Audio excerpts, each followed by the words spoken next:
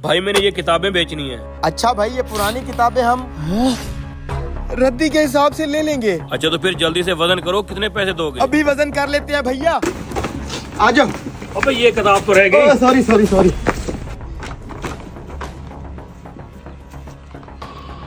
अरे वाह यार, नोट भी एकदम असली है। हाँ भाई, कितना वजन हुआ? बस भाई अभी तोल रहे हैं।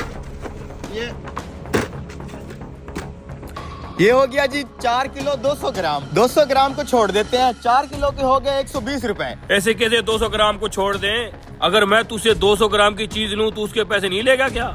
मैं तो लूंगा हाजी साहब, लेकिन आप नाराज क्यों हो रहे हैं? आप 5 किलो के पैसे ले लो ना, 150 रुपए। ठीक है फिर दे।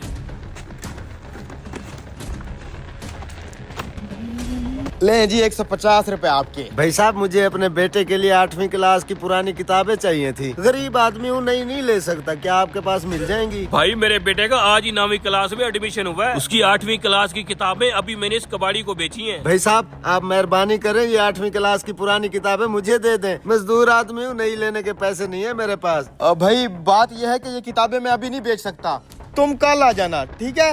ये पकड़ो भाई अपने 150 रुपए।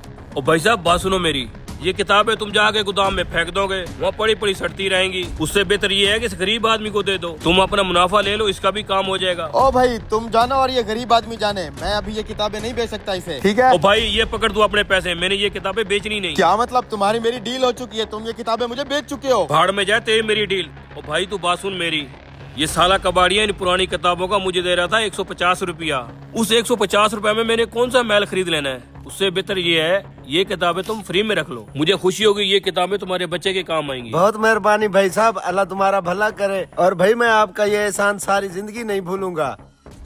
अरे भाई मैं उसके ज्यादा पैसे देता हूँ, वो किताबें मुझे दे दो, मैं 5000 देता हूँ तुम्हें। अबे भाड़ में जाए तेरे पैसे, पैसा भी सब कुछ नहीं होता। चल शिट यार, गए हाथ से इतने सारे पैसे। शुक्र है ये पुरानी किताबें मिल गई हैं, नहीं लेने के तो मेरे पास पैसे भी नहीं थे।